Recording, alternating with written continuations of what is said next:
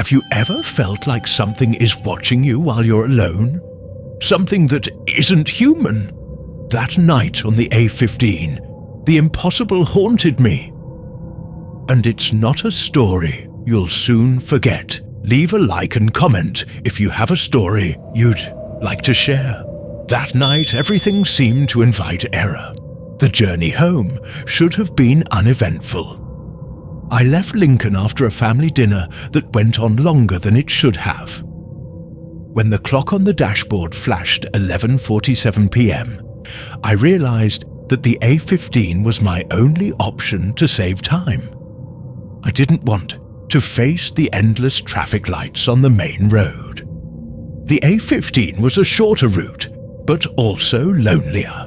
No big deal, I thought, but as the lampposts fell behind, the darkness seemed to come alive. The tarmac glistened in the light of the headlights, wet from the insistent drizzle. The creeping fog, which seemed harmless when I entered the road, gradually swallowed up everything around, turning the world into a veil of grey shadows. There were no other cars, no oncoming headlights, no lights in the rearview mirror. Just me and that pulsating emptiness. As I drove, the feeling of isolation began to weigh on me. My eyes tried to focus on the center lane, but it was hard to ignore that nagging feeling that something was out of place. The first sign that something wasn't right was a sound. It was subtle, a dry crack like twigs breaking. I thought it was my own car, perhaps a stone lifted by the tires. But when I reflexively checked the rearview mirror, something moved in the distance. A shadow, a humanoid but indistinct shape, standing at the edge of the road. I blinked, thinking my eyes were playing tricks on me. When I looked again, there was nothing there. I decided to push my thoughts aside and switch on the radio, but the stations were filled with static. "Great, great," I muttered, trying to disguise my unease with sarcasm. Everything seemed to conspire to create a cliched horror film scenario. The fog seemed to thicken, and I slowed down. My hands on the steering wheel were stiff. Then it happened again. A quick movement in the corner of my right eye made my heart jump. This time I was sure. Something was there, a figure on the hard shoulder, not far away. It wasn't a tree or a post. It was tall and thin, and even though I couldn't see its face, I felt as if I was being watched. I accelerated. The sound of the engine filled the silence, but the figure was still there, moving slowly. Or maybe it was the fog playing with my senses. At every turn, I looked in the rearview mirror, but everything looked the same. Still, the feeling that I was being followed didn't leave me. A shiver ran down.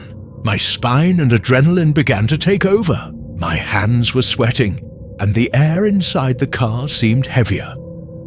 When I finally crossed a small bridge, the only part of the road I recognized, I had the momentary illusion that the worst was over. But the rearview mirror kept calling out, to me, as if there was something beyond the glass, something that shouldn't be there. And it was at that moment that the figure revealed itself more clearly. A solitary figure standing in the center of the road as if waiting for me. The first drops of rain began to splatter the windscreen, turning the world outside into a blur of shadows and reflections. The radio, which until then had only been broadcasting the muffled sound of some music, began to fail. The wheezing became louder, almost breathy, and then suddenly ceased. The silence that filled the car was heavy, as if the very air had been drained from the cabin. I adjusted the volume knob, but nothing seemed to bring it back. All that remained was the monotonous noise of the windscreen wipers and the sound of my own thoughts. As I passed a particularly sharp bend, I noticed something in the rearview mirror. At first, it seemed to be some kind of reflection, a distortion caused by the rain. But then that blur took shape. It was as if someone was standing there by the side of the road. It can't be, I thought, trying to ignore the shiver that ran down my spine. Just a few seconds before, there had been absolutely no one there. And who in their right mind would stand there in the middle of nowhere during a storm? I decided not to look again. My eyes went back to the road, but my mind was stuck on that reflection. The steering wheel was firm in my hands, but my palms were starting to sweat. Then a sound invaded the cabin. A low, almost imperceptible noise, like a whisper. I looked around, trying to locate its source. That's when I saw it. Not in the rear view mirror this time, but out of the corner of my eye. A man was standing by the side of the road, his face obscured by the rain and darkness. There was no reason for anyone to be there, and yet he was. I accelerated, my instinct screaming that this was not normal. As the car picked up speed, I heard that sound again, louder now, as if something was banging against the back of the vehicle. It was rhythmic, insistent, and seemed to get louder by the second. I looked back, my heart racing, but there was nothing but the wet road and the impenetrable darkness. Even so, the sound continued, and then I realized it wasn't coming from outside, it was coming from inside. I tried to convince myself that it was just the rain, or perhaps a mechanical problem that I hadn't noticed before. But my instincts told me otherwise. There was something wrong with that car, or with what was inside it. For a moment, I considered stopping, but the idea of being vulnerable in the middle of that deserted motorway was even more terrifying. I decided to keep going, hoping it was just my mind playing tricks on me. After all, tiredness and darkness had a cruel way of distorting reality. But then the sound changed. The fast rhythm turned into something more irregular, almost human. It was as if someone was tapping lightly on the glass, trying to attract my attention. My breathing became heavy, every fiber of my body alert. My heartbeat echoed in my ears, and the feeling of being watched was overwhelming. I kept my eyes fixed on the road, refusing to give in to the curiosity or fear that threatened to take over. But the sound wouldn't stop. No matter how hard I tried to ignore it, it was there, persistent, mocking, as if it knew I couldn't escape. And then it happened. Something touched my shoulder. My reaction was instinctive. I turned the steering wheel sharply, almost losing control of the car. The vehicle skidded, but I managed to stabilize it before it was too late. When I finally looked into the back seat, my heart almost stopped. It was empty. Only silence filled the space around me, but fear had set in. There was no denying it. I wasn't alone in that car. Something about the way the silence enveloped the car seemed wrong. It wasn't just the absence of sound. It was an oppressive emptiness, as if the environment itself was waiting for something to happen. For a moment, I was paralyzed, my breathing shallow and my eyes fixed on the rearview mirror, even though I knew there was nothing there. I tried to convince myself that it was just tiredness, Too many hours at the wheel, too little light on. The road, it was easy for the mind to play tricks at times like these, but something inside me didn't believe that explanation. There was a presence, something as tangible as the steering wheel under my hands. I looked at the back seat again, now more slowly, my mouth dry and my heart racing. The space was still empty, but the air felt heavy, as if someone had just left. That's when I saw the condensation on the rear window, a handprint. I stood still, trying to process what I was seeing. It wasn't possible. The doors were locked, nobody had got into the car, and yet the mark was there, fresh and damp, as if someone had just pressed their palm against the glass. Accelerating the car, I tried to dispel the panic that was beginning to set in. Perhaps it was just a forgotten vestige of another day, an illusion created by the light. But the more I looked, the clearer it became that it wasn't a mistake. I decided to switch on the radio again, hoping that the sound would break the suffocating tension that had taken over the car. But when I turned the knob, the static returned with deafening intensity. It made my heart leap and my hands grip the steering wheel tightly. In the middle of the hiss, something began to emerge. A voice. It wasn't clear, but there was a distinct tone, like a distorted whisper trying to be heard through a wall of noise. The words were incomprehensible, but the rhythm was mesmerizing. I switched off the radio with an abrupt movement, but the echo of that voice seemed to have stuck in my head. Suddenly, I realized that the car was slowing down, even with my foot firmly pressed on the accelerator. I looked at the dashboard, but there was no sign of any mechanical problem. It can't be real, I muttered to myself, but my voice seemed small, almost irrelevant in the face of what was happening. The road in front of me was darker now, as if the night itself had decided to swallow up the light. Even the car's headlights seemed less effective, illuminating only a few meters before being devoured by the darkness. It was then that I noticed something on the horizon, an indistinct, motionless figure blocking the middle of the road. I slammed on the brakes, the car skidding slightly before coming to a complete stop. The figure didn't move. It had no definite shape, but there was something about it that made my stomach turn. It looked wrong, out of place, like a blur in a painting. My hand went to the door handle, an almost irrational instinct to get out and confront whatever it was. But before I could act, something in the corner of my eye caught my eye. The handprint on the rear window was gone.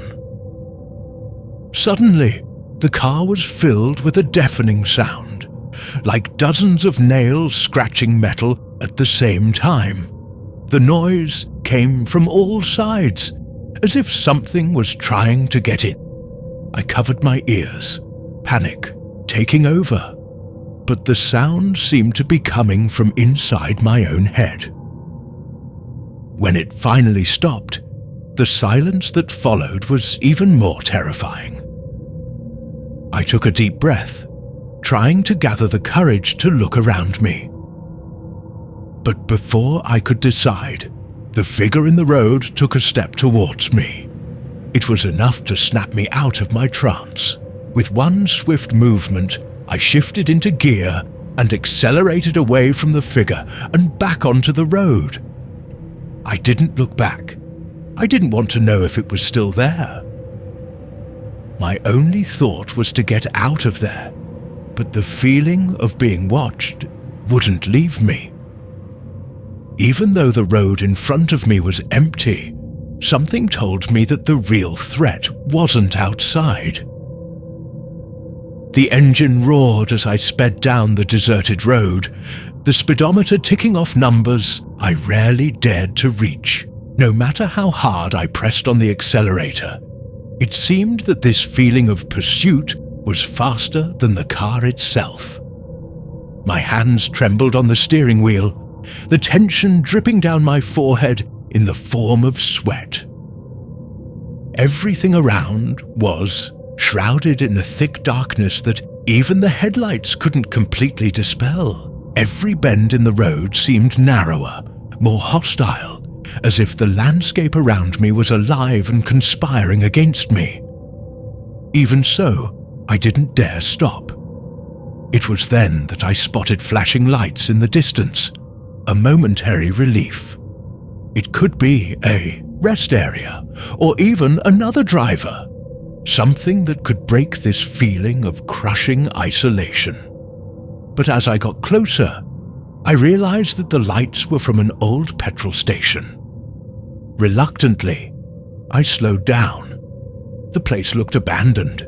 The petrol pumps rusty, and the small shop covered in cracked wooden boards.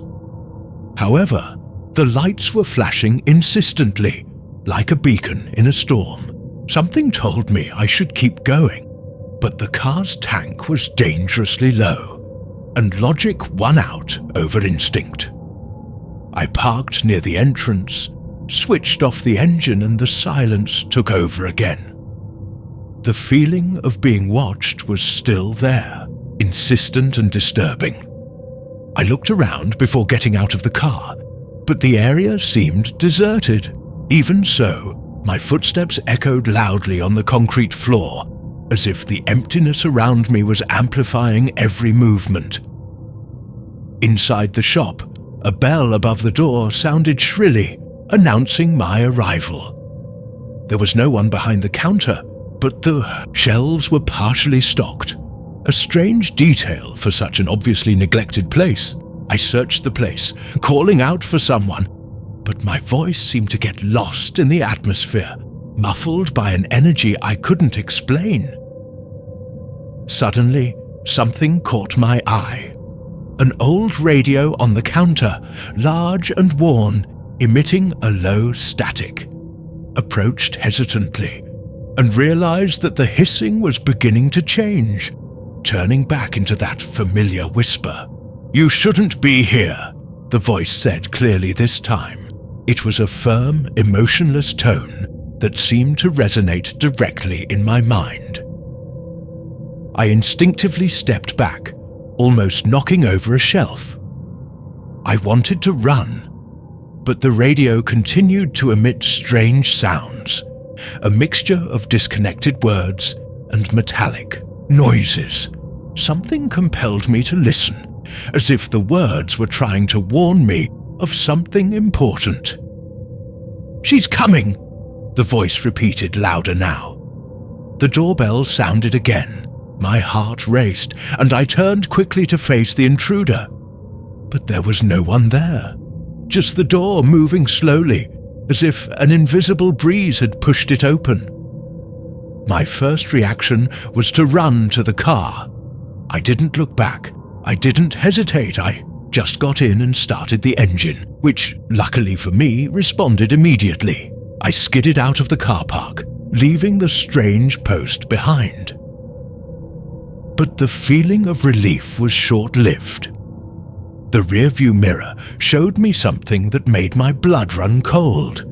An indistinct figure walking slowly along the road towards me. I couldn't tell if it was human, but its presence radiated such a palpable threat that my fingers gripped the steering wheel until it hurt. As the car picked up speed, the figure disappeared over the horizon. Even so, I couldn't shake the feeling that it was closer than it seemed, like a shadow that refused to disappear.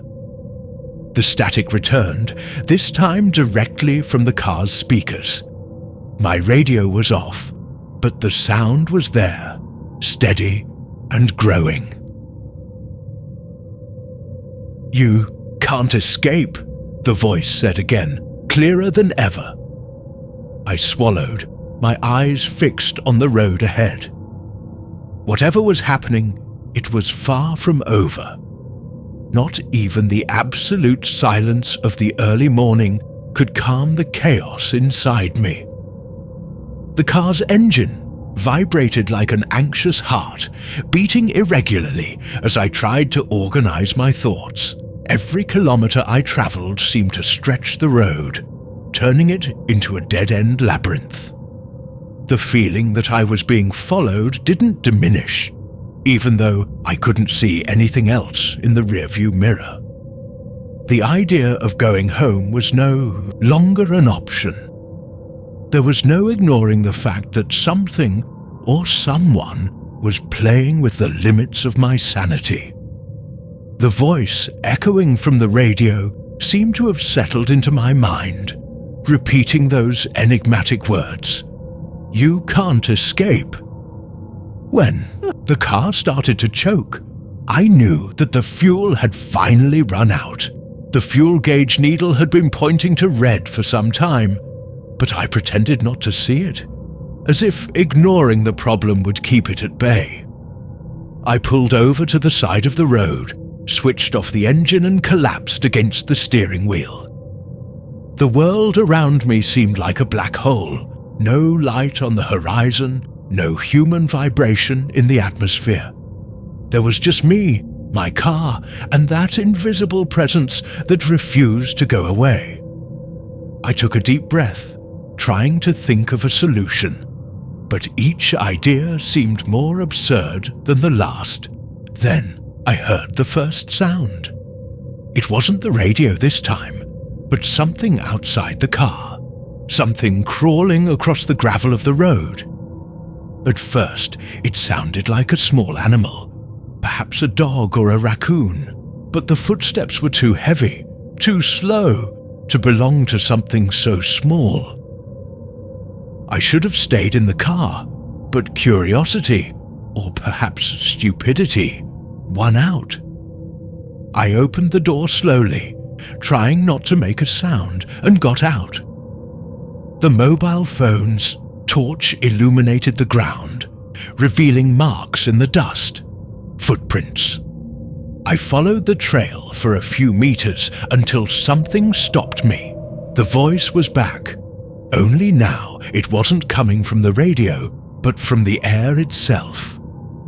It was as if the night was talking to me, an invisible entity that enveloped me in a deafening whisper. "You've finally arrived," said the voice.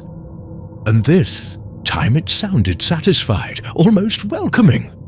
Suddenly the footprints disappeared. The ground in front of me was clean, as if something had erased any hint that I wasn't alone. That's when I felt it. I didn't see anything, but the presence was as tangible as an icy breeze that cuts through the skin. I didn't need to look to know that there was something behind me. "Why me?" I asked, my voice coming out in a thread of sound. I didn't expect an answer, but it came. "Because you heard." What happened next is hard to explain. It was as if time had stopped, as if the world had been put on hold. The darkness around me began to change, contorting itself into shapes that seemed alive. Images began to appear, visions of places I'd never been, but which somehow seemed familiar. I saw a face, the same face I had glimpsed in the reflection of the rearview mirror. Only now it was clear, defined. It wasn't human, but it wasn't completely alien either. His eyes were bottomless pits, and when they locked onto me, I felt as if every secret I'd ever kept was being forcibly ripped away. "You shouldn't have come," the voice said again, but this time it didn't sound accusatory. There was a tone of regret in it, almost as if it was sorry for me. The torchlight failed, leaving me alone in the darkness once again. When she returned, the trail had disappeared. And then As if the universe was playing a joke on me, I heard something different. The sound of a car in the distance. I ran back to my vehicle, got in and locked the doors. I didn't know what I was going to do next, but I had to believe that the presence had gone. As the sound of the distant engine got closer, I saw headlights on the road. A lorry was approaching, and my heart leapt with hope. I rolled down my window and waved desperately, trying to attract attention. The lorry driver stopped, and a large man with a worn cap and tired eyes got down to help me. He asked if everything was all right, but I was at a loss for words. I just shook my head, trying to look less insane than I felt. I briefly explained that the car was out of petrol, and he offered to give me a lift to the next town. I accepted without hesitation, leaving my vehicle behind like a memory I no longer wanted to carry. As I climbed into the cab of the lorry, I looked back one last time. The road was empty, but something in the air still seemed to be watching me. It wasn't the end, I knew that. If you've made it this far, don't forget to like, comment, and subscribe to the channel. Your participation helps bring these stories to life and continue to bring us more mysteries to unravel together. Thanks for listening.